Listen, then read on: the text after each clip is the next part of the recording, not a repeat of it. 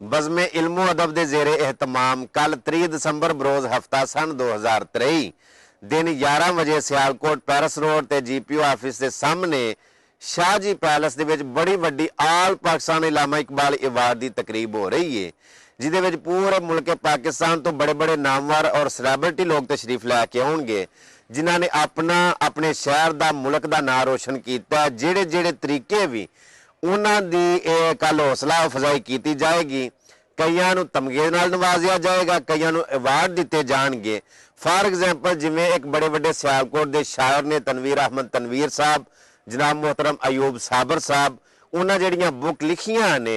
For example Tanveer Ahmad Tanveer साहब की किताब है ताबे सुहन, उन्होंने लिखी है, कल उत्थे पेश की जाएगी। मैं बंदा ना चीज़ में भी इनविटेशन मिली है कि कल उत्थे 11 बजे मैं पहुंचा, क्योंकि पंजाबी माँ बोली की खिदमत करन ते मैनू भी अवार्ड दे नाल नवाजिया जा रहा है।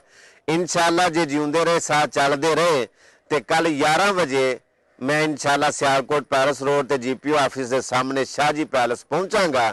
जिन्हें सियालकोट तो वेखण वाले ने या इर्दा गिर्द तो मैनू वेख रहे ने सुन रहे ने, तुहानू सारिआं नू आखांगा आओ नाले प्रोग्राम इंजॉय करो, क्योंकि कुछ यादां साझियां हो जाणगियां ते नाले वेख के ते तुहानू मोटिवेशन मिलेगी, तुहाडे विच भी जज्बा पैदा होएगा कि असी भी अपने शहर का मुल्क का नाम रोशन करिए।